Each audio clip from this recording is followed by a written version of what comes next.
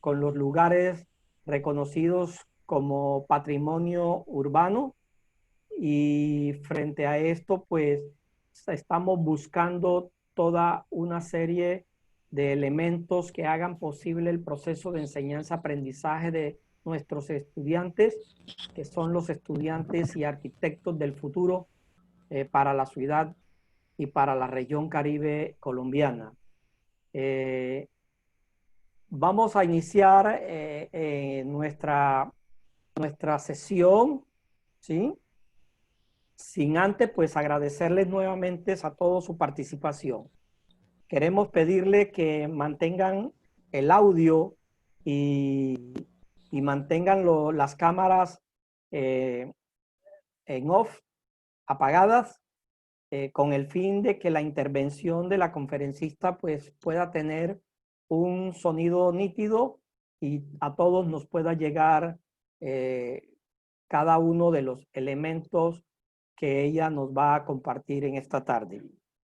Además, queremos pues agradecerle a la Universidad del Atlántico, a la Facultad de Arquitectura, al señor rector Jorge Luis Restrepo, al vicerrector académico Edimer de la Torre Iglesia y a nuestra decana, la arquitecta Marcela Cuellar Sánchez, por facilitarnos este espacio, que es un espacio propicio para las actividades académicas y además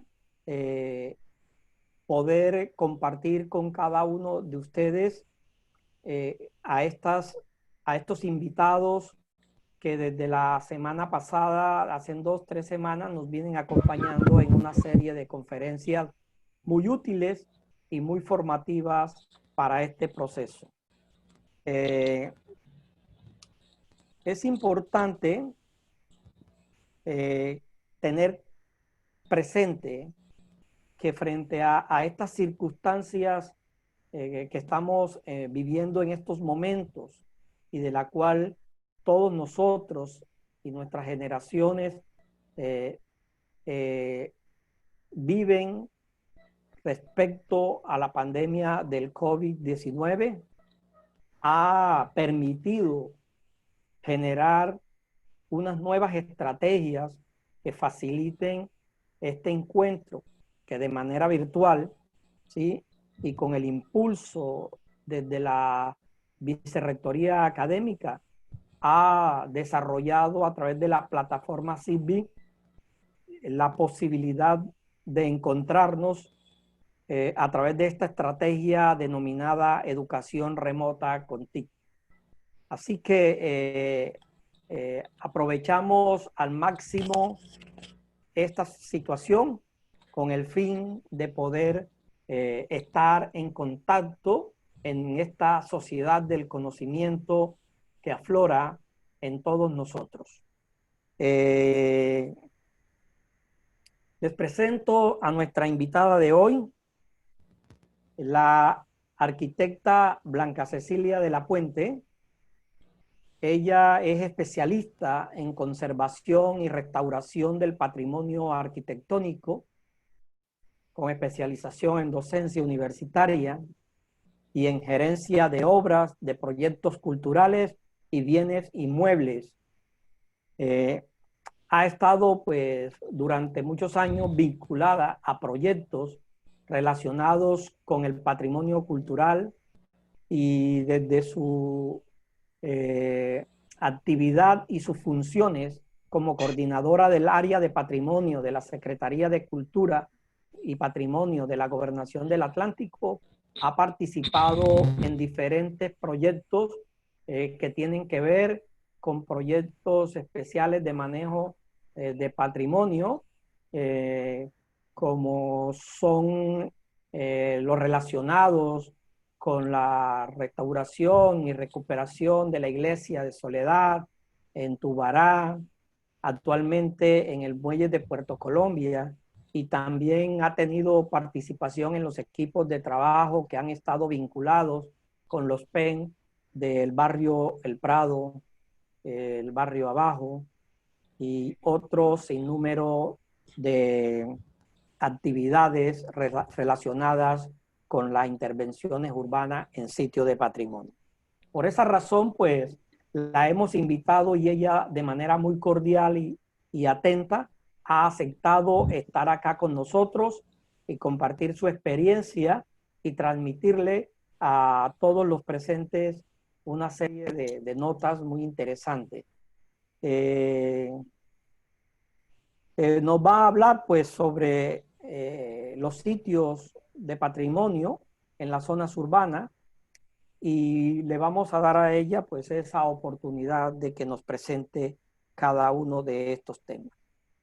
También nos acompaña en la sala la arquitecta Liz Paola Romero San Juan, es mi compañera de fórmula en esta formación de futuros arquitectos y desde el curso de electiva de urbanismo venimos trabajando con el esmero y con el afán de que nuestra facultad de arquitectura logre formar excelentes arquitectos para nuestra región Caribe. Voy a darle la palabra a la arquitecta Luis Paola. Ella pues también hará una intervención breve y muy puntual sobre el objetivo que tenemos en estas charlas. ¿Sí? Profesora Liz Paola.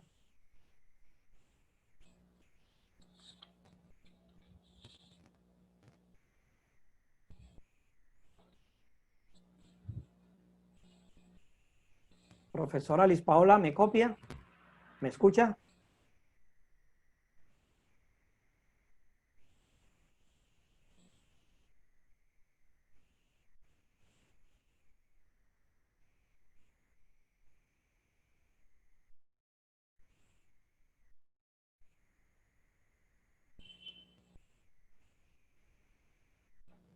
Está teniendo problemas con el sonido, profesor.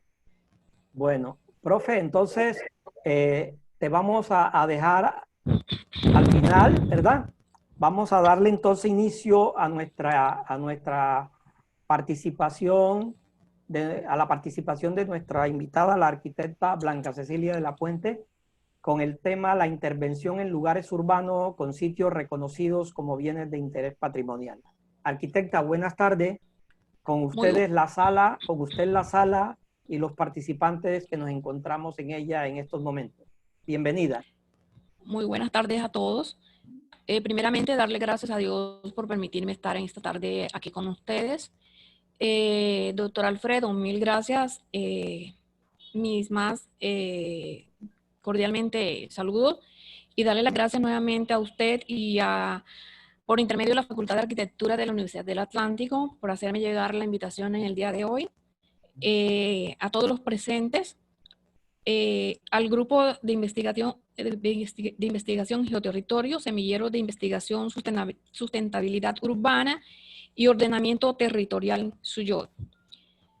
A todos ustedes, pues, darles las gracias en acompañarme en el día de hoy, que amablemente, pues, he aceptado brindarles la charla a ustedes en el día de hoy, ya que son, digamos, temas que a futuro, pues, son especialidades que uno se traza como visión, y es el amor que uno le ponga el sentir a este tema de sensibilización en los temas referentes a todo el tema del patrimonio cultural, ya sea arquitectónico o bien material, inmaterial. Entonces, nuevamente, darle las gracias a todos por estar reunidos aquí en esta sala virtual y cuando ustedes digan, damos el inicio. Gracias. Ya puede iniciar, arquitecta. Ok.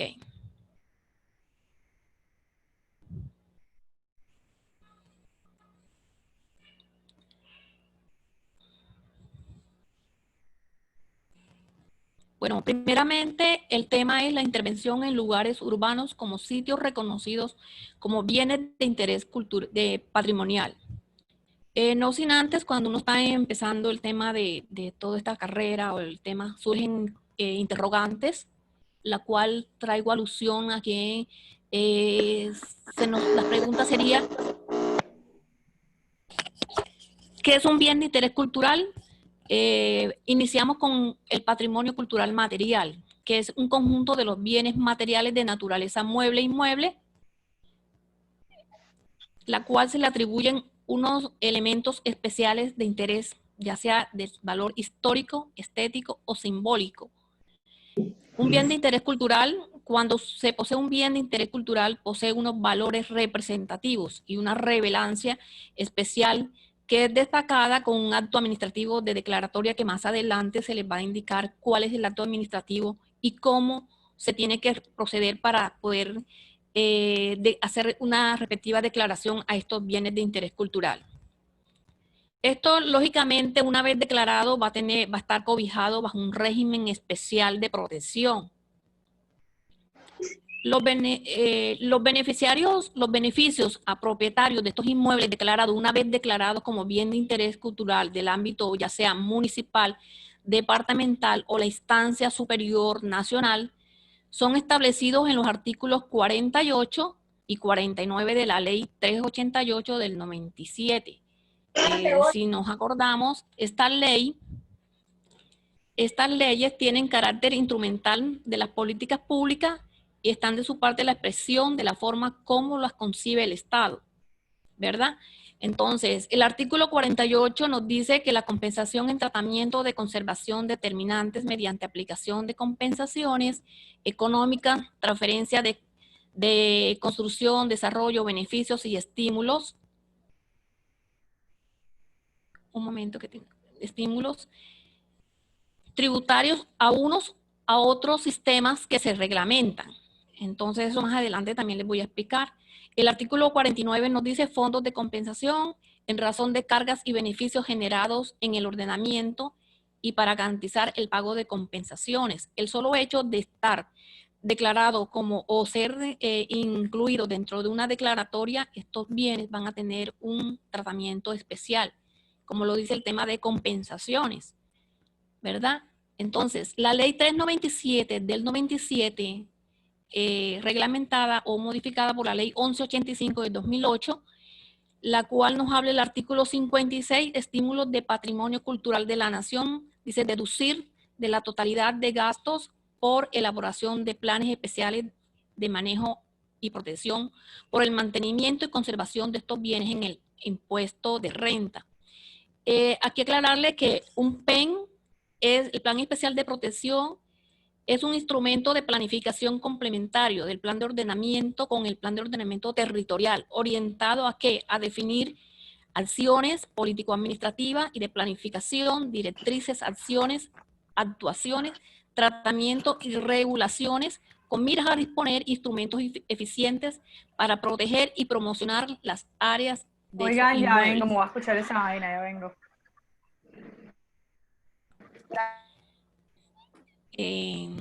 Se habla también que los compromisos que tiene que tener un propietario como tenedor del bien cuando es un tema privado.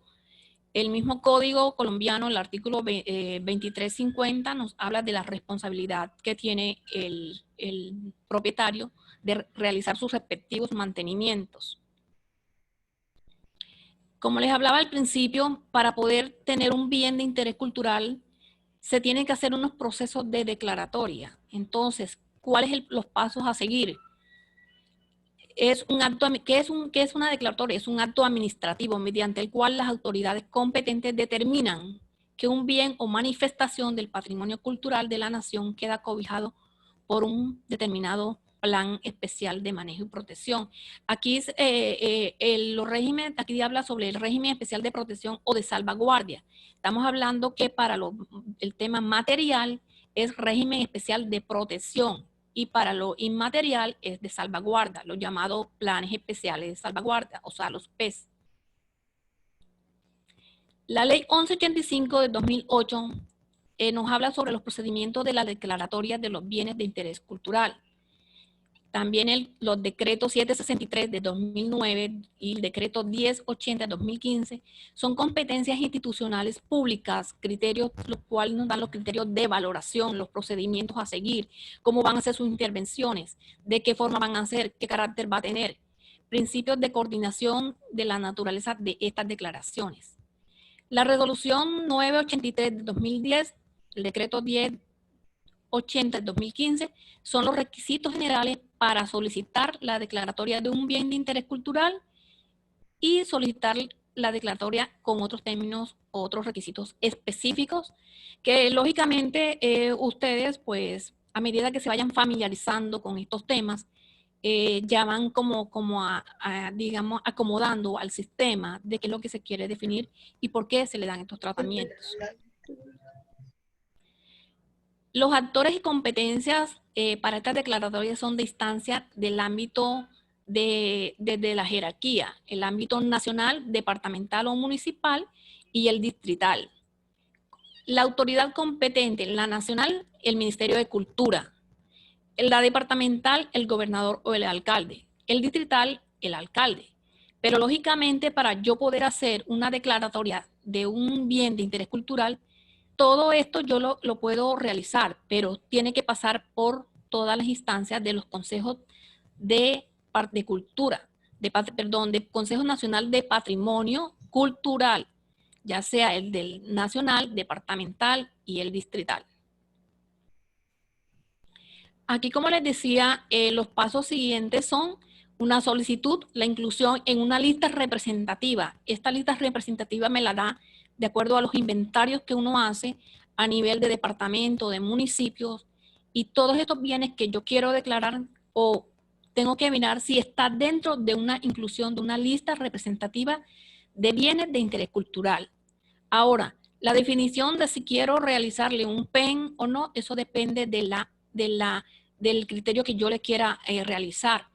Pero más que todo, estos PEN se ha tenido que trabajar para poder, en todos estos complejos, que más adelante voy a hablar del tema del sector del Prado, es que se tuvo que realizar como estos instrumentos para tomar acciones y salvaguardar todas digamos, el tema urbanístico, arquitectónico, cultural, para poder llevar a cabo un tratamiento especial. Aunque el PEN del Prado todavía no está definido. Se habla del Consejo de Patrimonio. Somos, digamos, una instancia que es presidida por el gobernador y en la instancia nacional es por el Ministerio de Cultura, la ministra. Y el del distrito es presidido por el alcalde o su delegado en su defecto. Y al final, el acto definitivo. Una vez ya pasado esta solicitud o presentado lo que yo quiero declarar al Consejo de Patrimonio, se eleva un comunicado a las diferentes instancias para que este consejo avale. Y una vez es remitido, así sea del distrito, departamento, hay que, como protocolo, pasarlo al Ministerio de Cultura para que ellos, al Consejo, sea sometido a la dirección del Ministerio de Cultura y ellos a su vez allá expiden el acto administrativo. Pero hay veces en que una vez de por regla o protocolo hay que hacerlo llevar al Ministerio de Cultura. La solicitud quiere ser público o privado, natural o jurídico. ¿A quién se le hace la solicitud? Ante la autoridad competente según el ámbito de la declaratoria, ya sea, como les dije, departamental, nacional o distrital. ¿Cómo se le hace la solicitud? Información del solicitante, quién es, información del bien, razones de por qué lo va a solicitar. Nuevamente, la información del solicitante deben estar los datos de identificación, datos de ubicación del inmueble, lo que se quiera declarar, calidad en la que actúa, por qué va a actuar, cómo se va a hacer, interés en qué, por qué tiene ese interés en el solicitante en realizarla. La información preliminar del bien, nombre del bien, localización, descripción general, histórica, característica física, estado de conservación, fotografías. Más que todo, la parte por la que la mayoría de estos bienes son declarados es por la trascendencia histórica, la representación simbólica que representa para la comunidad o para dicha esa persona que por qué lo quiere declarar. Razones preliminares de la solicitud, criterios de valoración para declarar bienes de interés cultural, están contemplados en los decretos 763 de 2009, como lo decía, el decreto 1080 de 2015, por la antigüedad, autoría, autenticidad, constitución del bien. La inclusión de la lista representativa era lo que les decía, es un registro de información de los bienes susceptibles de ser bien de interés cultural. No implica ningún tipo de protección, o sea, yo puedo tener un bien dentro de una lista representativa, pero no está soportado en ningún tipo de protección o acto administrativo. En el 2009-2010, la gobernación, o sea, la Secretaría de Cultura, realizó un convenio con la Universidad del Atlántico, en la cual se hizo la primera fase preliminar del inventario sobre patrimonio, tanto inmaterial como material. Entonces, existe una lista del departamento de la primera fase en la cual está esta lista, pero no quiere decir que todos esos inmuebles o todos esos bienes que están ahí declarados tienen una declaratoria. Y más adelante les indicaré el caso de Bellas Artes, que sí está por el departamento y que por unas condiciones que se escogió, y entonces tiene su declaratoria departamental. ¿Quién la hace? La autoridad competente. Definición de requerimiento del PEN. Ya como les decía, el Plan Especial de Protección es la autoridad competente. Él definirá si es necesaria la formulación de un PEN en un lapso máximo, aquí dice de 2 meses, pero dentro de lo que nosotros tenemos el recuento de lo que hemos realizado con el muelle Puerto Colombia, se llevó prácticamente 4 años. Entonces, a los 4 años, si no estaba listo, no lo teníamos que actualizar. Pero afortunadamente, a través de la caída, fue que inicialmente en el 2009 se le dio el Plan Especial de Manejo y Protección. El concepto del Consejo de Patrimonio, como les decía anteriormente, todas estas listas e inscripciones deben estar contempladas dentro de una lista representativa. ¿Cuál es el resultado? El concepto sobre la declaratoria. O sea, yo voy a declarar algo, yo lo paso al Consejo de Patrimonio, ya sea en primera instancia el departamento, la cual trabajo el departamento, así lo hará el distrito, a su Consejo Distrital de Patrimonio Cultural. Y a su vez nosotros siempre para declarar algo o cuando la administración quiere declarar o tiene que tener unas razones, el por qué, cómo lo quiere hacer y si está ante todo dentro de una lista representativa. Pero nosotros tenemos que comunicar por protocolo, por lineamientos culturales, pasarlo al Consejo de Patrimonio Departamental y a su vez la Secretaría envía una carta de comunicación al Ministerio de Cultura, Dirección de Patrimonio, explicando todas las explicaciones, como anteriormente dijo, todos los pasos que tiene que tener para poder ser declarado. Que incluye la información del solicitante, como anteriormente les dije, información del bien, razones de la solicitud y si o no se quiere el plan de manejo especial de protección. Los requisitos específicos para solicitar las declaratorias de bien, información del bien, como ya anteriormente le había dicho, esto tiene que tener fichas de inventario, ¿verdad? Matrícula inmobiliaria en caso estamos hablando de la parte material, matrícula inmobiliaria, planos de área, su área afectada, área de influencia, más que todo esto lo indican lo que son cuando vamos a realizar PEN, prácticamente hay que definir y demarcar bien la zona de influencia, ¿verdad? Entonces debe tener una reseña histórica, descripción de sus características físicas, estado de conservación, amenazas y riesgos, levantamiento fotográfico, levantamiento arquitectónico, razones de la solicitud, criterios de valoración para declarar bienes.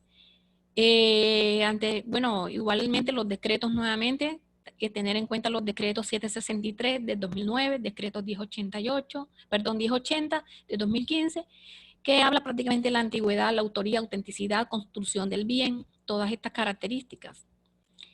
Aquí, como les decía, el Plan Especial de Manejo y Protección y el PEN es el instrumento de gestión del patrimonio cultural por medio del cual se establecen las acciones necesarias para garantizar su protección y su sostenibilidad en el tiempo. Más que todo los PEN es eso, o sea, garantizar protección y sostenibilidad en el tiempo.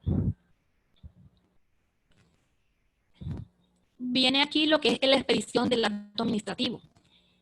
Este es más o menos el respaldo que va a tener ese bien a través de este acto administrativo. Ya puede ser una resolución, un decreto, dependiendo cómo la instancia que le puedan dar, si es una resolución o un decreto. La mayoría son resoluciones. ¿Quién expide el acto administrativo? La autoridad competente. Puede ser las 3 instancias anteriores, Ministerio de Cultura, si es del ámbito nacional, departamental el gobernador y distrital si es el alcalde.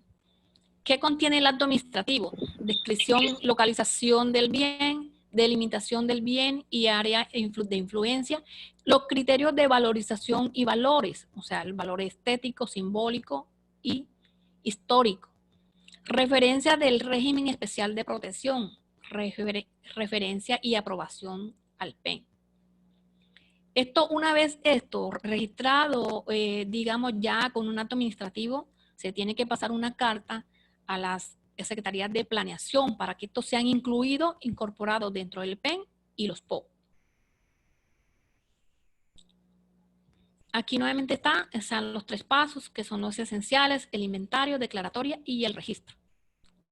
Aquí se habla que la Nación, a través del Ministerio de Cultura, sus entidades adscritas, el Instituto Colombiano de Antropología e Historia y Archivo General de la Nación, esto más que todo manejan la parte de lo que tiene que ver con la parte de arqueología y temas relacionados con el patrimonio arqueológico, así como las entidades territoriales elaboran y mantendrán actualizado un registro de los bienes de interés cultural en los de sus competencias. Las entidades territoriales, el ICANN, como le dije anteriormente, y remitirán anualmente al Ministerio de Cultura, Dirección de Patrimonio, que es la entidad pues con que todos los procesos tienen que ir directamente a la Dirección del Patrimonio. Sus respectivos registros con el fin de que sean incorporados en el Registro Nacional de Bienes de Interés Cultural. A nivel nacional hay una lista aproximada de 1.031 bienes declarados a nivel de nación, de los cuales el departamento hasta la presente tiene 31. Ahí dentro de esos 31 el departamento tiene 7 de carácter nacional, sin incluir porque son de carácter nacional los que tiene el ministerio. Los departamentales los registra el departamento, los distritales las alcaldías, las secretarías de cultura. ¿Qué contiene el registro? La identificación, aspecto físico, aspecto legal, valoración y declaratoria. Se dice que la remisión de la información del registro nacional BID a 30 de junio de cada año. Hola, una preguntita. ¿Sí? Lo que dice aspecto físico, ¿a qué se refiere exactamente? Usted disculpe. Aspecto físico es la fisonomía del bien inmueble, ¿verdad? ¿Qué estado tiene? ¿Cómo está? ¿De qué está hecha su composición? ¿Qué elementos materiales está conformado? Eso es un proceso que hay que hacer. Igual, el Ministerio de Cultura en el año 2014, a nivel de departamento, vinieron a revisar, porque como ya ellos tienen una lista ya establecida de cuántos bienes hay a nivel de nación, ellos cada año, cada 2 años, se trasladan a revisar cada inmueble que aparece en cada departamento y le hacen nuevamente estudios de levantamiento, a ver si se han modificado. Lógicamente, como les decía, esto va proceso a proceso. Yo quiero como que abarcar el final para poderles aclarar un poco más. Pero todos estos inmuebles no pueden ser intervenidos así arbitrariamente, sino con sus permisos dentro de las normas, lineamientos que da el Ministerio de Cultura, exactamente la Dirección de Patrimonio. Entonces, más que todo, el aspecto físico es como la parte estructural del edificio, todo, cómo está, cómo que representa. O sea, más adelante voy a explicar el tema en Bellas Artes, por ejemplo, que ahora mismo tiene un problema estructural. Bien. Bueno, dentro de estos bienes de interés cultural inmueble existen unas clasificaciones, ¿verdad? Están dentro del grupo urbano, está el grupo arquitectónico, sectores urbanos, espacio público. Los sectores urbanos son fracciones de terreno de una población y dotan a esta de una fisonomía, características y rasgos distintivos que la hacen diferenciar unas de otras, que le confiere cierta unidad y particularidad. La connotación de centralidad urbana puede cumplir el rol de centros de ciudad, ¿verdad? Es el centro, es la que nos mueve de toda esa congruencia, y que la mayoría de estos centros son los que arrancaron con las fundaciones de cada ciudad, cada departamento. Donde como dice, ahí mismo dice, donde se concentran funciones institucionales, comerciales o de servicio y representar un valor excepcional por su urbanismo, arquitectura, historia, se le concede como centros históricos y o sector funcional. La vivienda, en el caso del barrio El Prado, estas viviendas que son barrios tradicionales y que tienen un carácter que lo hace ser especial por su planificación, entre comillas, ¿no? Centro histórico de Barranquilla. Me voy a referir, digamos, teniendo en cuenta dentro de los sectores urbanos el centro de ciudad o centro histórico. Centro histórico de Barranquilla. Este lo compone partiendo, primeramente el centro histórico es la zona donde se desarrolla la vida comercial, cultural, política de su población, de su poblamiento, perdón. Barranquilla en el siglo XVII hasta los años 80 actualmente es el sector más importante de la ciudad en términos comerciales, económicos, una zona estratégica de desarrollo de Barranquilla, por eso la hace ser diferencial de otros, hasta la llaman la Puerta de Oro. Está ubicada en el extremo central occidental de la ciudad, muy marcada del margen oriental al río Magdalena. Miren todo este cambio que ha tenido a raíz del río Magdalena, que se le ha dado pues ahora a la administración distrital de voltear la cara a la ciudad. Está comprendida entre las carreras 35 y 46, pero yo aquí ubicando mejor en el mapa, se dice que partiendo de la calle 30 con la carrera 36 o avenida San Roque, carrera de la 31 hasta la 36, hasta llegar a la carrera 38, todo ese sector, o avenida de los estudiantes. El eje de la carretera 38 hasta la calle 40 hasta la carrera 45, carreras 45 hasta la calle 42, y de la carrera 46 hasta la 30, incluyendo el edificio de la Intendencia Fluvial, hoy en la Secretaría de Cultura y Patrimonio y Turismo del distrito. Ahí también nos encontramos en la carrera, encontramos también un edificio emblemático donde funciona la Secretaría de Cultura Departamental, la antigua Gobernación, hoy Centro Cultural Museo del Atlántico, exactamente en la carrera 39 con 35. Entonces son ejes hasta, digamos, siguiendo ejes hasta la concentración que los define todo un sector patrimonial.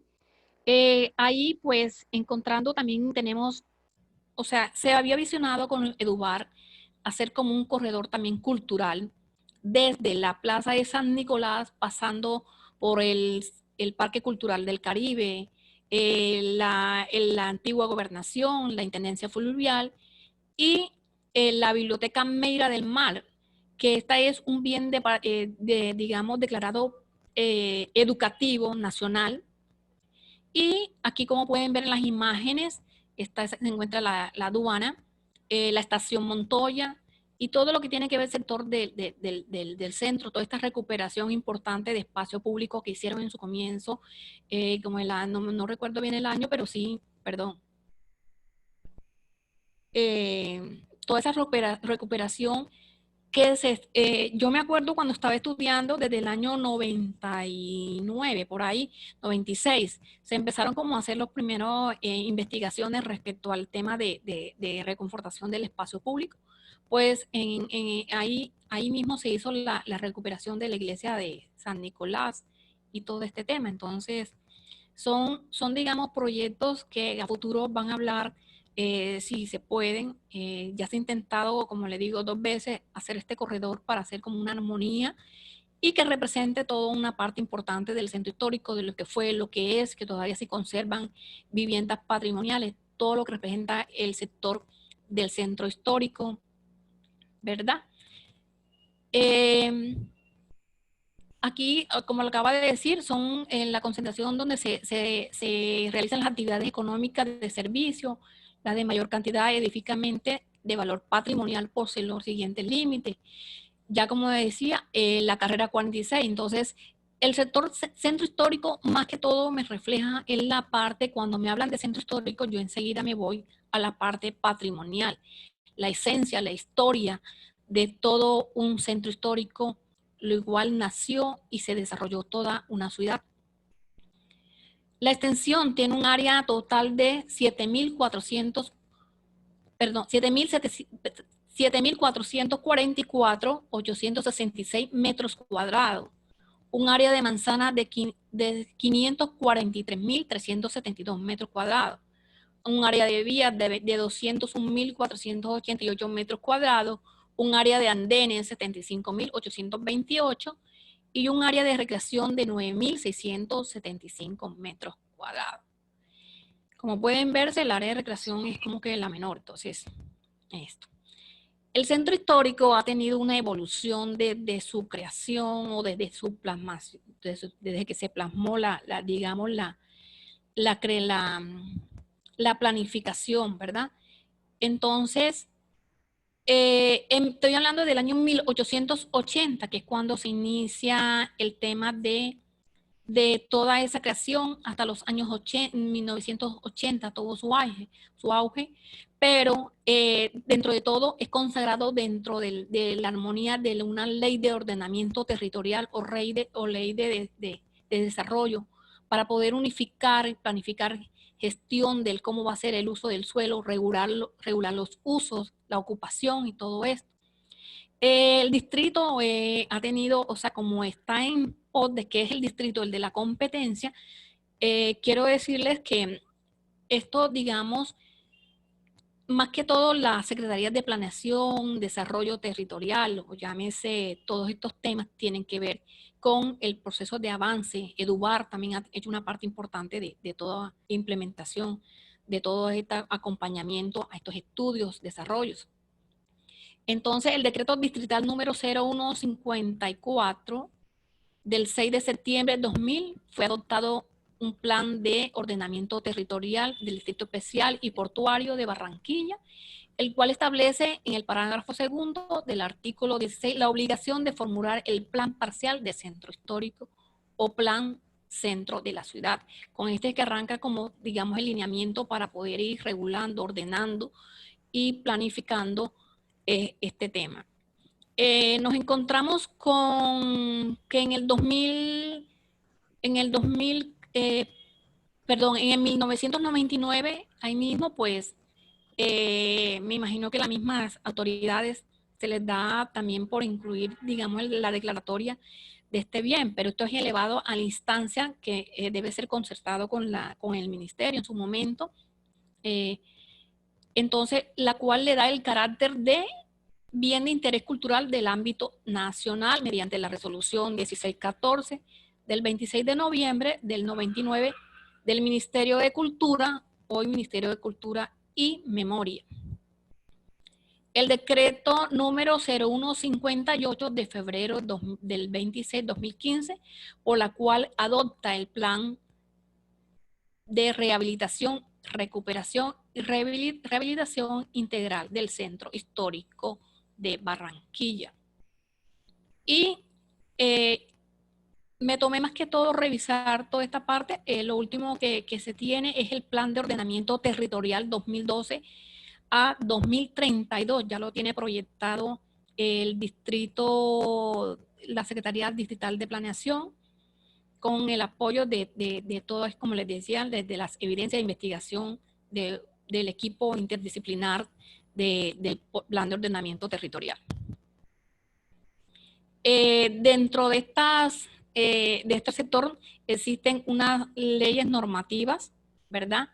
Igual porque existe una problemática de ocupación del espacio, falta de control urbanístico, falta de apropiación del patrimonio por parte de la comunidad. La recuperación de todos estos temas tienen que ver con una normatividad, ¿verdad? Que lo plantea el mismo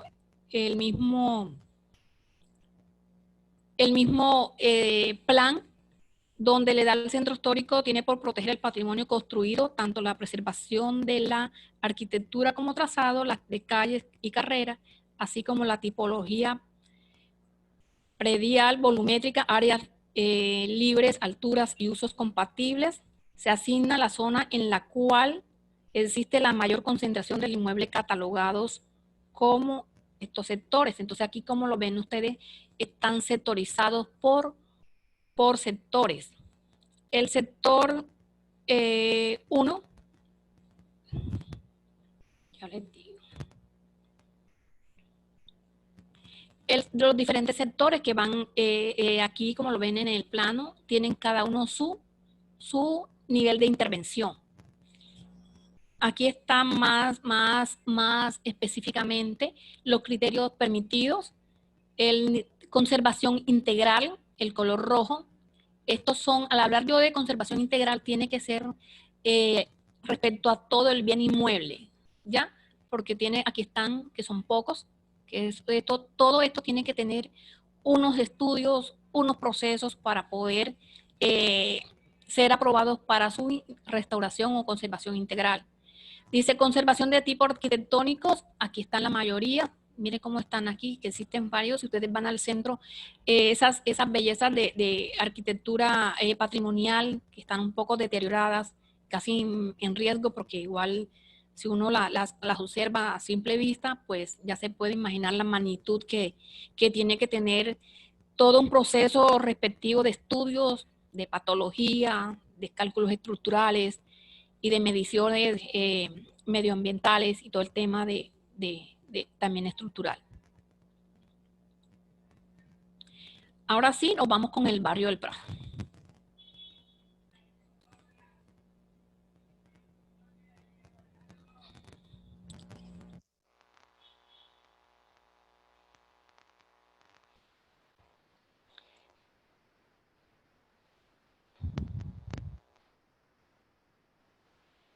Discúlpeme un segundo.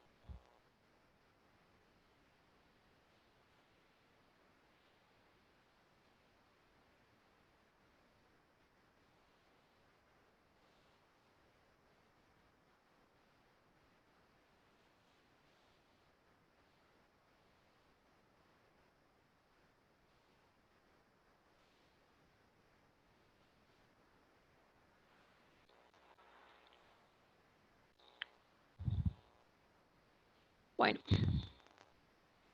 el barrio del Prado surgió en 1920 por la iniciativa de los hermanos Robert y Carl Parris, dos empresarios norteamericanos quienes se establecieron en Barranquilla, participando en varios proyectos relacionados con el desarrollo de la ciudad, pues que visionaron y miraron y se idearon de cómo hacer una planificación en un barrio visibilizado y visionado con unas determinantes.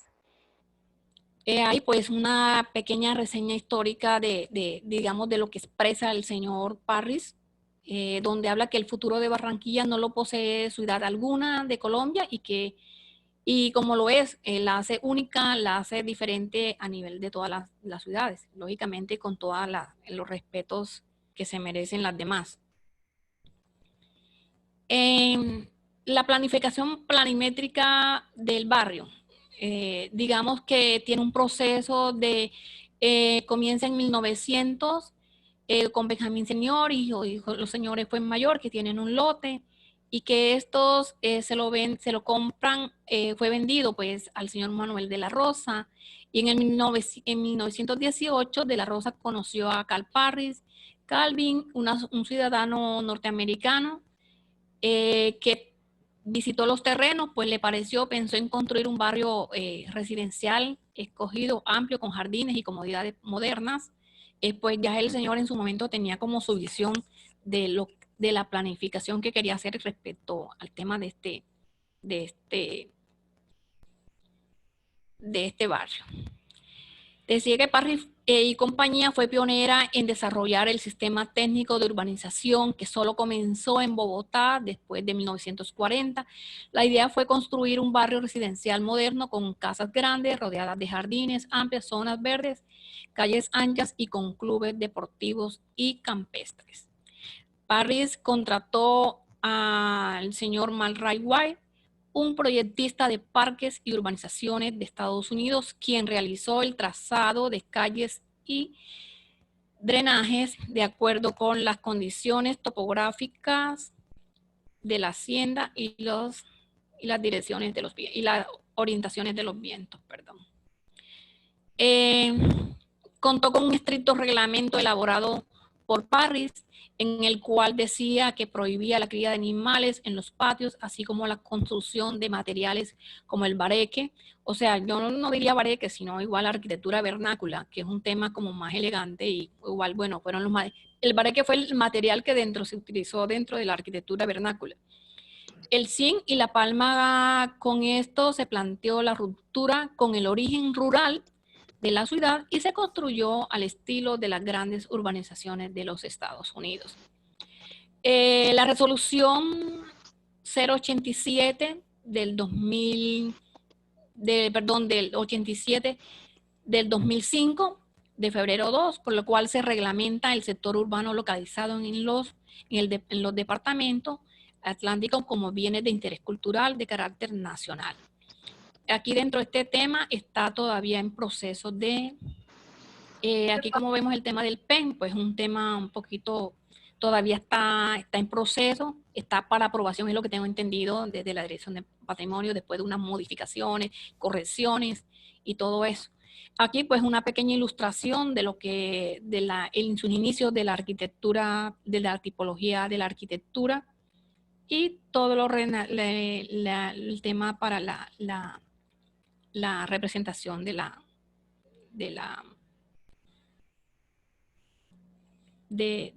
barrio. Esto es lo que se llama, lo que cobija, lo que se habla en los penes de las zonas de influencias. ¿Qué cobija? ¿Cuál es el sector que yo voy a delimitar para poder ser intervenido? Y esto sí va concertado dentro de, con las administraciones, para poder sacar el proceso adelante. Aquí más o menos la tipología que existe actualmente, está el Hotel El Prado, digamos, arquitectura representativa de valores arquitectónicos, y toda digamos, su gama de ornamentación representativa de la época que aún se puede palpar, conservar. Aunque ahora mismo hay mucha polémica por el tema de las intervenciones, porque lógicamente está dentro de un sector patrimonial, pero hay que tener unos parámetros, unos procesos para yo poder llegar. Miren esta belleza de arquitectura, pues estos son como paisajes, pues parecen unas acuarelas que uno pasea por aquí y eso llama la atención como sensibilización al patrimonio cultural. Esto me parece, no, la Sociedad Colombiana de Arquitectos, que ha sido como rehabilitada. Y aquí, pues, el barrio del Prado en sí, su desarrollo. Vemos la zona de la orilla del río, todo el proceso de cambio que ha tenido, pues, pero ese es un tema ya donde ellos lo proyectan a futuro para cómo complementar esta planificación. El sector de consolidación, conservación, más que todo la conservación aquí están prácticamente, son como las de menores, está en el centro del Prado Norte. O sea, indicarles también que el Prado, esta resolución de declaratoria del sector no solamente fue del Prado, fue del Alto Prado y del barrio Bellavista. Entonces son temas que también son... La renovación, pues, la renovación, igual temas para renovación, para todos estos procesos que hablan de criterios de desarrollo, consolidación, conservación, tienen que ver todos con temas que tienen que ser netamente patrimoniales. Hay que saberlos digamos, tener en cuenta para hacer los respectivos procedimientos para poder avanzar en sus recuperaciones, ¿verdad? Entonces,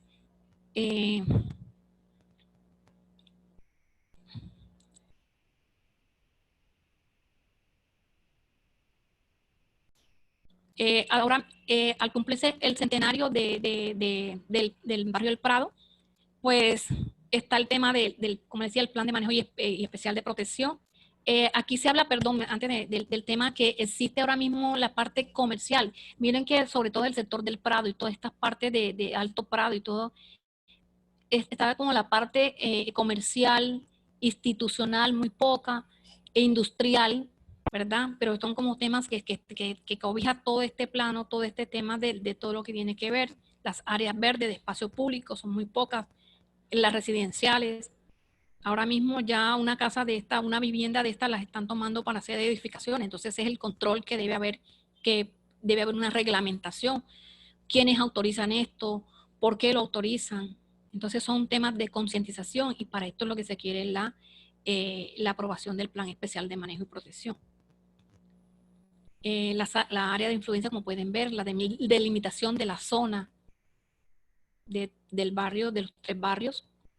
Y los 100 años, pues, ahora mismo en todo este tema que se tenía pensado en la comunicación que había tenido con las personas, pues, homólogas de la Secretaría de Cultura Distrital, ellos han hecho procesos de hacer, digamos, como visibilizar y concientizar a la comunidad respecto al patrimonio arquitectónico, urbanístico, estético que tiene el barrio del Prado, y la cual también a través del tema de que en estos sectores hay museos, los cuales estos museos representan y están dentro de una red departamental de museos. Está Bellas Artes, el Museo de Antropología, ahí en el segundo piso, está el Museo Romántico, están, digamos, varios museos. Entonces, es un tema del Museo Bibliográfico de la Universidad José Consuegra, Higgins. Entonces son como temas que también conservan todos estos temas del renacer patrimonial, de toda una esencia, de todo un espíritu cultural patrimonial, y que también se ha trabajado con los vigías de patrimonio, la cual también soy la coordinadora a nivel departamental ante el Ministerio de Cultura. Entonces se ha podido trabajar, sensibilizar más que todo a la comunidad de que nosotros como ciudadanos, yo vivo aquí en el sector del Prado, es como ser uno el mismo veedor, el mismo vigía de esto, de concientizarse de que tienes un patrimonio inminente y que para poder actuar o modificar o intervenir, tienes que esperar unos criterios, unas metodologías de procedimientos establecidas ya por el Ministerio de Cultura, que es el organismo o instrumento nos da unos derechos fundamentales, lineamientos a seguir para no cometer errores. Vamos a hablar de un edificio de bellas artes emblemático y representativo del sector del Prado. El solo hecho de estar como un edificio, su ubicación pues queda en la carrera 68 entre carrera 53 y 54, prácticamente una manzana, que lo hace digamos, una representación de lo que también es la universidad. Entonces, es como el tema asequible a Bellas Artes, a todo este tema de que la comunidad se eduque a través de la música, el arte. Esto inicialmente me encontré una fotografía. Lógicamente, esto todo tiene un respaldo de unas investigaciones que se han venido realizando, pues, y quería darles como esta información. El hospital, pues, era como conocido como un hospital, según Thomson y Golding, se habla desde 1975, que fue la primera edificación diseñada para la función asistencial, me imagino que como de salud. La composición y los patrones del edificio fueron determinados por aspectos sanitarios y la facilidad para la supervisión de las enfermeras hacia sus pacientes. Me imagino todo este tema por la explicación que está. Se habla que fue el primer hospital de tipo que se construyó a manera como idéntico en Inglaterra en 1762, pero no se convirtió en una forma dominante sino hasta mediados del siglo XIX. La tipología de sala abierta, hasta después del siglo XX, se conoció como la sala 19, en honor a Florentina, me imagino que Florentina Knight, creadora de la Cruz Roja, quien insistió enérgicamente en la adopción de este tipo de sala en Inglaterra a partir de 1850. La tipología del edificio, la actual sede de Bellas Artes, se compone de 6 edificios o pabellones independientes, unidos entre sí por galerías o templetes que satisfacen una circulación continua de toda una edificación. El emplazamiento de los pabellones corresponde a una geometría simétrica y su diseño arquitectónico se fundamenta en los derroteros básicos con los que se diseñaron los hospitales de la época en el mundo, que corresponde al concepto de edificios tipo pabellón, construidos bajo la premisa en estructuras ligeras, bajas y ventilados, e iluminación natural diseñada y distribuida con recorridos y espacios abiertos. Aquí hago la aclaración, y más que todo el tema ahora mismo de la universidad es la caída de su estructura del ala, si no estoy mal, de música. Entonces aquí, como pueden más adelante para que vean, dice una estructura ligera y baja, ventilada. Entonces ahora les muestre la fotografía. La edificación se concibió dentro del marco de la arquitectura neoclásica o arquitectura de estilo, con un particular eclecticismo, pero sin detallar su rigor académico, siendo un edificio austero, pero que sus componentes fundamentales y formales lo ascriben al estilo llamado republicano. La actual sede de Bellas Artes se compone, como anteriormente decía, de 6 edificios o pabellones independientes de diseño y construidos en ladrillo cocido, revocado con mortero con cal y cubiertas altas aproximadamente a 5 metros de altura, desde el nivel de piso acabado a durmiente, a cumbrera o caballete. O sea, desde el piso hasta la cumbrera, yo prolongo una línea recta a la altura de 5 metros. La cubierta en teja de cemento se encuentra soportada en una armadura construida con cerchas compuestas, construidas en madera y conocida como cercha tipo francés. Aquí hago un paréntesis, lógicamente, para explicarle el tema del por qué, digamos, Bellas Artes en sí, para poder, con todo respeto, como arquitecta, como restauradora, tienen que hacerle previamente un sistema de unos estudios de todo tipo de patologías, llámese estructurales, biológicas, estructurales, de calas, de todo este tipo que pide, digamos, el ministerio para poder proceder, y lo que lo dice la norma en el criterio de restauración o rehabilitación. Y más que todo debe hacérsele un sistema integral, no por sesiones.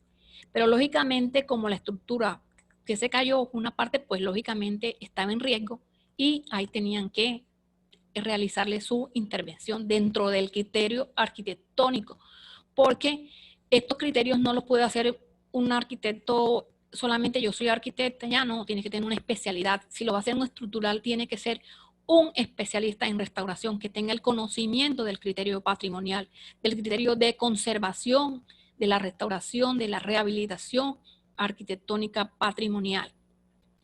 Aquí pues se habla que cambiando el tema, la fachada principal del pabellón pues tiene una biblioteca, un museo, como les dije, el Museo de Bellas Artes o Museo Antropológico de la Universidad del Atlántico.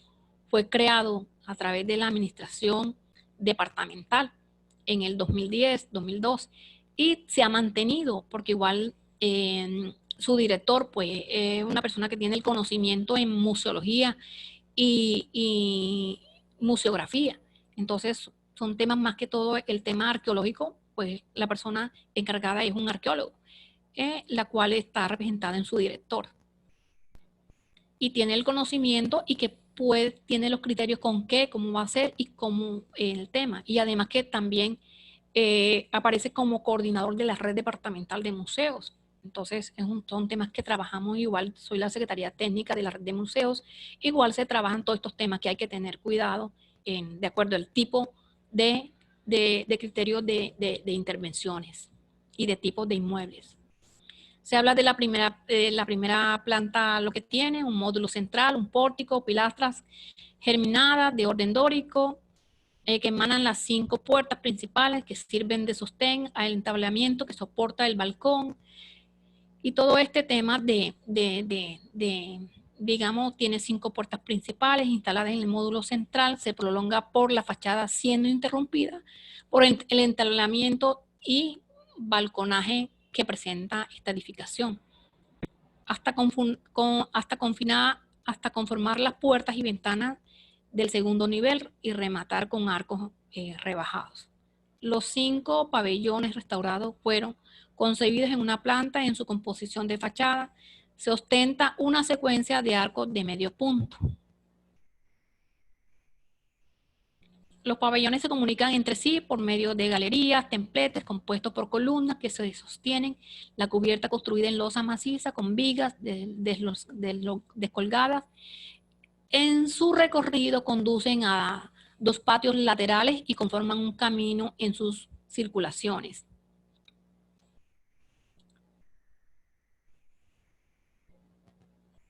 Dice, con el transcurrir de los años, estos templetes han sufrido deformaciones, disminuciones, como el templete que comunicaba el pabellón de artes plásticas con el de la galería, los templetes. Entonces, más que todo es como les decía, o sea, él tiene, o sea, todos estos temas son temas que hay que ir abordando. Lógicamente se le va a presentar porque igual cuando un bien inmueble en su momento se le tiene que hacer por regla cuando son de tipo arquitectónico o temas de esto, hay que hacer un mantenimiento periódico cada 6 meses, pero hay que mirar cómo se le va a hacer, de dónde salen los recursos. En estos casos, son temas ya a fondo que son temas de que tienen que estar, por ejemplo, plasmados dentro de un plan de desarrollo, para si son instituciones públicas, más que todo, plasmarlos dentro de un plan de desarrollo para poder soportar unas metas y que apunten a unos objetivos para poder trabajar dentro de los lineamientos con el Ministerio de Cultura y toda la gente que tiene que ver el tema de patrimonio. El bien inmueble, el solo hecho de estar en el sector del Prado, lo cobija la declaratoria que lo ampara dentro de él como bien patrimonial. Y también dentro de esa declaratoria el departamento le da un respaldo como patrimonio cultural inmueble mediante el decreto 597 del 8 de julio de 2013. Entonces son temas que el solo hecho de tener estos procesos de respaldo de declaratorias no es cualquier proceso de intervención que se les va a realizar, no es cualquier persona que lo va a realizar. Hay que tener unos estudios previos, organizados, ordenados, para poder presentar y verificar, hacerle todos estos estudios de escala, de topografía, de estudios de suelos, de estructuras, de pintura, todo el tema ornamental también. Y a su vez, después de este diagnóstico de qué representa o qué tiene, es como cuando una persona tiene un diagnóstico de carácter, digamos, ya de riesgo avanzado, tiene que analizarlo, evaluarlo y qué le voy a aplicar. Entonces yo al aplicar esta parte sería la propuesta, cómo la voy a hacer, cómo la quiero, cómo la voy teniendo en cuenta todas estas alternativas que me da para el proceso de conservación, proceso de rehabilitación, ¿verdad? Entonces son temas que son de sumo cuidado y que no la puede hacer cualquier persona. Entonces el tema de la estructura en su momento se desplomó, pero las versiones que dan es que la estructura fue amarrada al sistema de la edificación y se vino.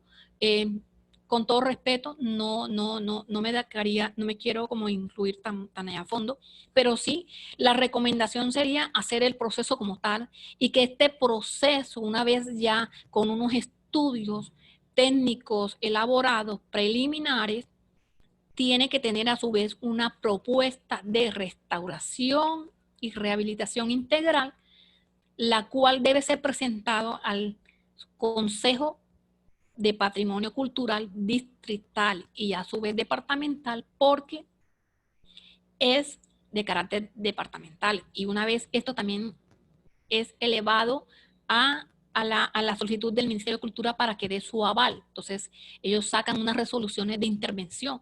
O puede que dependiendo lo que se le vaya, pero cuando es restauración integral, es por medio de una resolución que la da el Ministerio de Cultura, que lo cree conveniente para poder avanzar en estos temas de restauración. Aquí está, miren en su momento el desplome de la cubierta, una fotografía, ¿verdad? Entonces son temas de sumo cuidado y que como arquitecta pues hay que hacer los procesos como lo demanda la ley, como los exige, digamos, los lineamientos y las respectivas intervenciones como deben ser para no caer en error y no traer consecuencias fatales a futuro, porque esto es de sumo cuidado. Aquí pues otra foto más, entonces pues no me place haber estado con ustedes, agradecerles inmensamente al doctor Alfredo por su invitación y presta cualquier inquietud que ustedes tengan. Gracias, arquitecta Blanca Cecilia de la Puente. Ha sido usted bastante amplia. De verdad que nuestros agradecimientos a esta intervención que usted ha tenido, ilustrándonos pues acerca de toda la normativa inicialmente con relación a lo que indican las diferentes leyes y decretos que apuntan hacia el entendimiento, ¿no?, de estos lugares que en las ciudades conservan el valor patrimonial. De igual manera, pues habernos ilustrado en esta tarde acerca de los diferentes lugares con sitios de patrimonio de la ciudad y haber concluido en este lugar tan esencial, emblemático y de gran importancia, no solo para la ciudad de Barranquilla, sino para el Caribe colombiano y todo el país y América Latina, teniendo en cuenta que la urbanización del Prado pues, es un gran ejemplo de la modernidad en el siglo XX. Muchísimas gracias a usted en nombre de nuestra universidad, en nombre de nuestra Facultad de Arquitectura, por haber aceptado esta invitación y por habernos acompañado esta tarde. Hay unas preguntas, los participantes del foro, de la sala, quieren hacerle algunas preguntas. Si usted gusta, puede quitar la presentación y poner la cámara. Hay unas preguntas como Ileana Hernández pregunta que si en caso de que el inmueble que requiere restauración sea privado, ¿cuál es el procedimiento a seguir? ¿Me está escuchando, arquitecta? Sí, señor. ¿Sí me escucha? Sí, perfecto. Le hago nuevamente la pregunta que Ileana Hernández formula. No, si gusta, le agradecería. En caso de que el inmueble que requiere restauración sea privado, ¿cómo se procede? A ver, dependiendo el tema, como le informaba anteriormente, cuando son bienes de tipo privado, es imposible básicamente digamos, realizar inversión en ellos, pero sí cobija dentro de la persona que lo puede realizar su mantenimiento, sí se puede realizar, sí se puede, porque igual está el mural de Obregón, que es de la parte, digamos, es de propiedad privada, y está declarado. El solo hecho de estar ahí dentro del plan del centro histórico, perdón, del sector del Prado. Gracias, arquitecta. Andrés Morales pregunta, dado el caso que alguno de los aquí presentes tenga la oportunidad de adquirir un bien inmueble que se encuentre dentro del concepto de patrimonio, ¿qué requisitos debe tener una persona natural para adquirir y modificar en caso de que se necesite? O sea, no le entendí la pregunta. ¿Me lo puede repetir, por favor? Andrés Morales pregunta, en dado caso que alguna de las personas aquí presentes tenga la oportunidad de adquirir un bien inmueble que se encuentre dentro del concepto de patrimonio, ¿qué Sí. requisitos debe tener esa persona natural para adquirir y modificar en caso de que se necesite? Me imagino A que ver, se refiere al sí, inmueble. sí, pero digamos, si a él se lo dan o se lo ceden y está dentro de eso, ya él tiene que hacer un proceso digamos, de legalización de ese predio. Tiene que hacer una legalización del inmueble donde ya es él el que aparece dentro de ese inmueble. Y a su vez, ya si está cobijado, hay que está cobijado dentro de esa parte. Sí, así fue que la entendí. Gracias, arquitecta. Carolina Cordero le pregunta, Ay, no puedo. ¿por qué no se intervino la cubierta? Me imagino que la cubierta del ala de música de Bellas Artes antes de su desplome. Es decir, se sabía que ya tenía fallas en su estructura y de ser así, ¿qué impidió que esa fuese intervenida a tiempo? A ver, los inmuebles, o sea, la persona que está, digamos, suponiendo, viviendo, es el doliente de ese inmueble. En su momento, una vez, como le dije yo anteriormente, cada inmueble tiene que tener un proceso de mantenimiento. Cada 6 meses tenían que estar pendientes para que no ocurriera un riesgo de esta magnitud. Entonces, ¿qué pasa? Que no acato una sección menor, sino que se agranda y ya entonces el proceso de intervención va a ser mayor y va a ser mayor tanto en recursos como en tiempo y todo el proceso que le tienen que realizar. Pero esto es el doliente el que tiene que estar pendiente. Por ejemplo, nosotros como departamento, los municipios tenemos que ser vigilantes de cuáles inmuebles, pero es la misma comunidad que los habita. O sea, las personas son las que tienen que estar siendo vedoras de que esto no ocurra.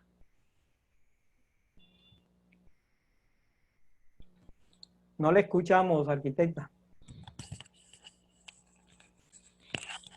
A ver, en el caso de la universidad, eso tenía ya un tema de que digamos, la autoridad que estaba ahí tenía que estar pendiente. Me imagino que debe haber un programa de planificación, perdón, de planeación, donde tienen que estar pendientes de cómo está el inmueble.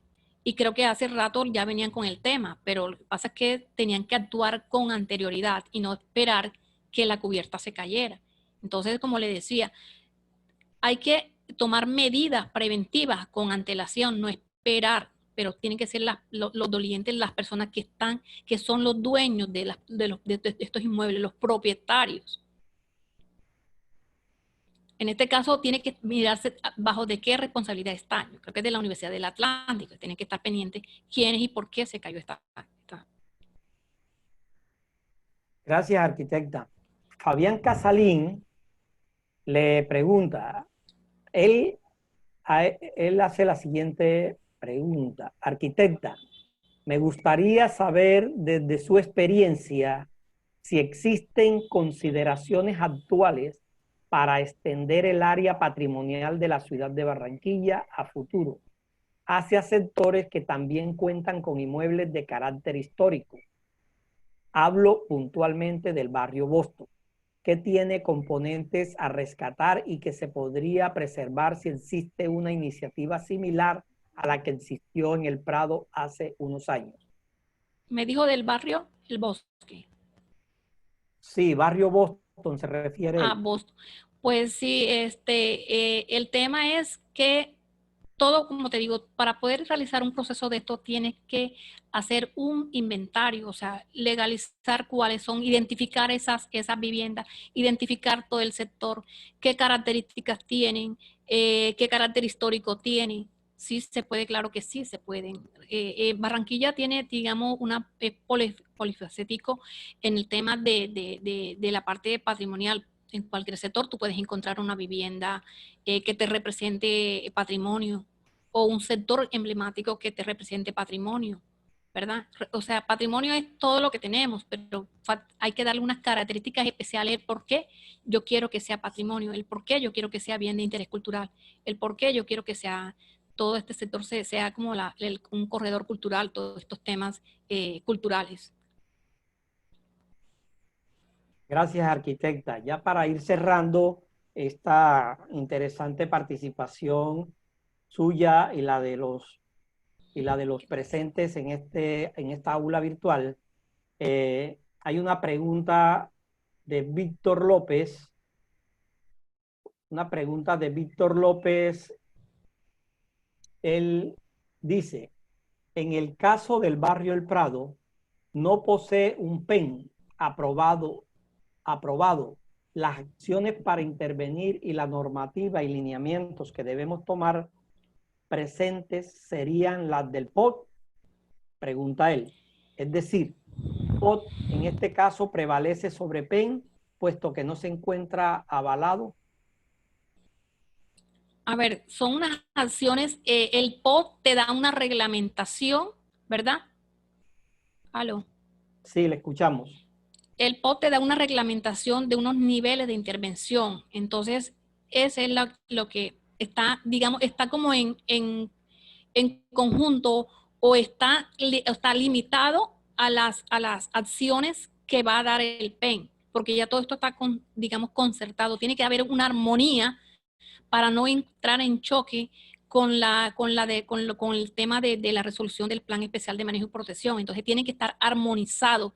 Ninguno se puede salir del otro. Por eso es el tema que está el plan que decía el 2012 a 2032, ahí están especificados todos estos temas. Entonces, no me puedo salir de ahí, pero sí en primera instancia, pero como digo, no se pueden salir porque primero hay que estar, todo este proceso hay que hacerlo, digamos, con una secuencia, tiene que ir a instancias como el Consejo de Patrimonio, el tema de los POT, y todo esto hay que tenerlo claro. No es porque yo quiera realizar una conservación, un tema no, hay que tener la armonía, no me puedo salir ni llevar la contraria dentro del establecimiento del plan de ordenamiento territorial, porque si bien los PEN, al ser, digamos, establecidos, tienen que ser automáticamente regulados y armonizados en tomar acciones conjuntas con los planes de ordenamiento territorial.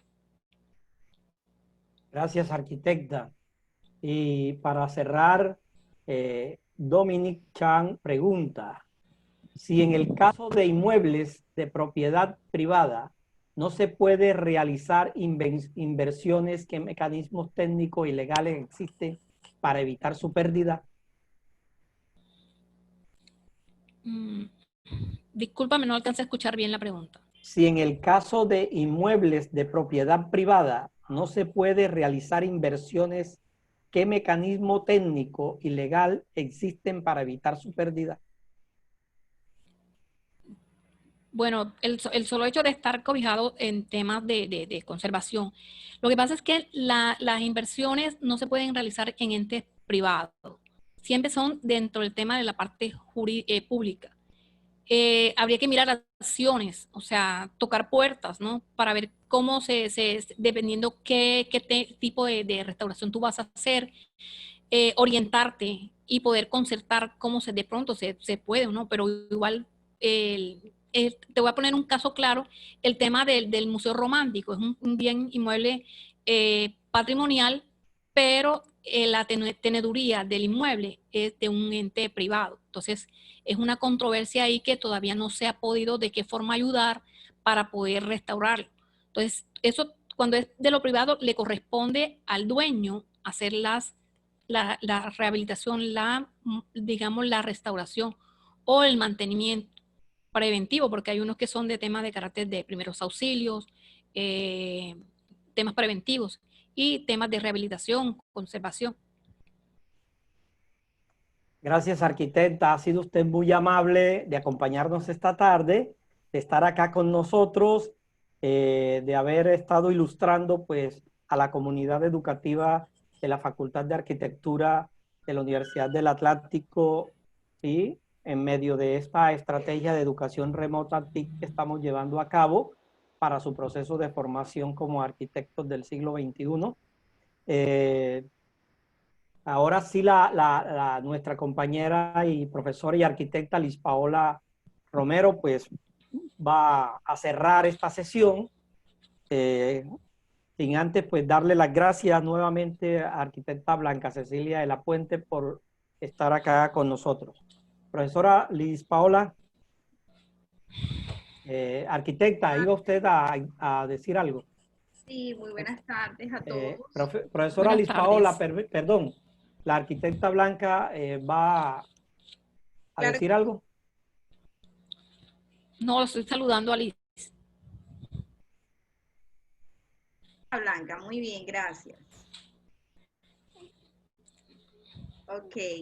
No, muy buena intervención con respecto a la información relevante sobre los bienes de interés cultural, ya sean de carácter material e inmaterial. En este caso nosotros estuvimos más pendientes o desde nuestro alcance como arquitecto estamos más hacia el tema de la materialidad, de los bienes de interés cultural, de marco material. Bueno, pero acá también es muy importante hacer referencia de cuáles son esas relaciones urbanísticas, cuáles son esas relaciones urbanas con respecto al patrimonio. Si bien es cierto, las cartas de Venecia, las cartas de Atenas han sido muy relevantes para propender por unos nuevos protocolos o quizás instrumentos o tratados internacionales, como en el caso de la Carta de Venecia, o sea, la Carta de Cracovia del año 2000, y asimismo la Carta de Atenas y su nueva formación hacia la nueva Carta en el año 2003, que sustenta sobre los conceptos del patrimonio y su relación con la sostenibilidad urbana. Sí, prácticamente la Carta de Cracovia ahonda más en el concepto sobre las relaciones del tipo paisaje, para ver el paisaje desde un punto de vista o un marco mucho más amplio que solo desde el punto de vista o arquitectónico o urbano. Sí, que nuestro PEN establece cuáles serían aquellos bienes de interés cultural que serían de carácter del grupo urbano o serían de carácter del grupo arquitectónico. El paisaje lo ve más como una necesidad hacia un conjunto urbano, referido a aquellos elementos que pueden ser de carácter material o inmaterial. Pues los PEN, como se denomina, planes especiales de manejo y protección, así como lo dijo la arquitecta Blanca, hacen parte de estos instrumentos de gestión para la planificación, la gestión y la administración urbana. De ello, de la necesidad de que están articulados a los planes de ordenamiento, pero estos planes especiales de manejo y protección, como son los PEN, tienen una jerarquía superior a ese instrumento de planificación, como son los planes de ordenamiento territorial.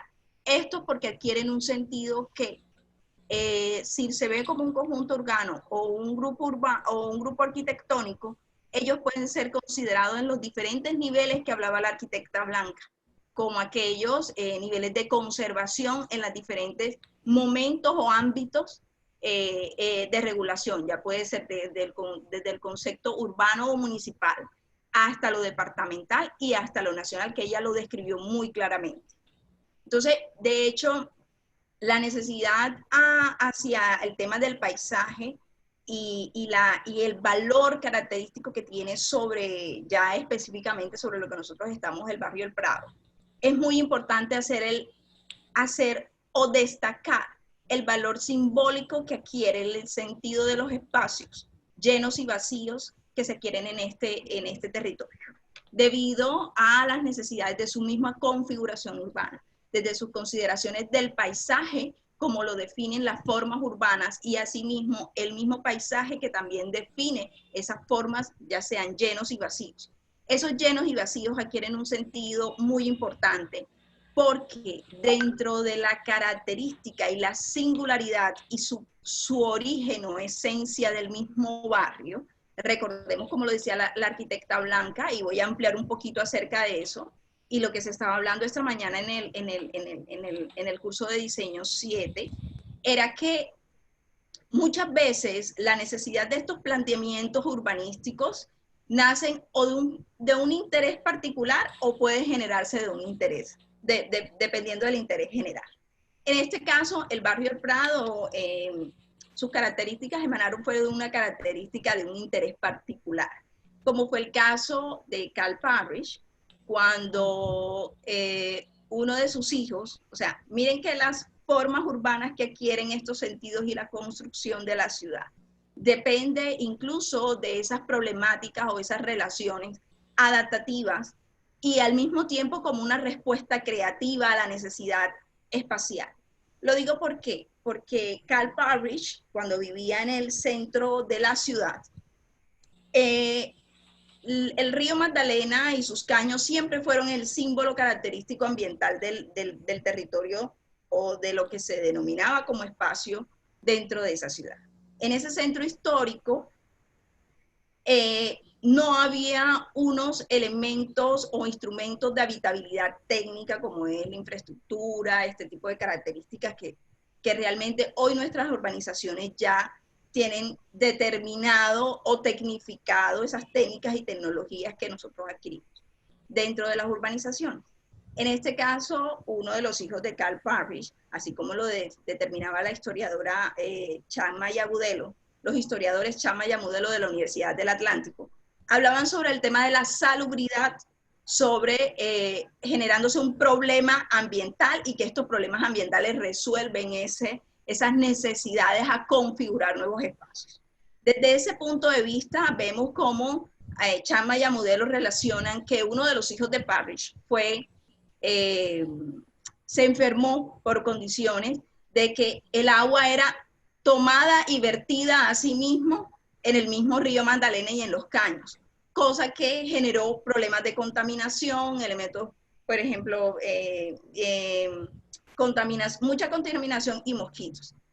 Todas estas características o estos problemas ambientales que se generaron hicieron que Parrish buscara nuevos sitios realmente a dónde asentarse y con características. Es lo mismo que de pronto podemos nosotros entender hoy en arquitectura y es muy importante, que es bajo una necesidad característica y ya hoy la Carta de Atenas, la nueva Carta de Atenas, que es en el 2003, emana sobre las características de una ciudad saludable.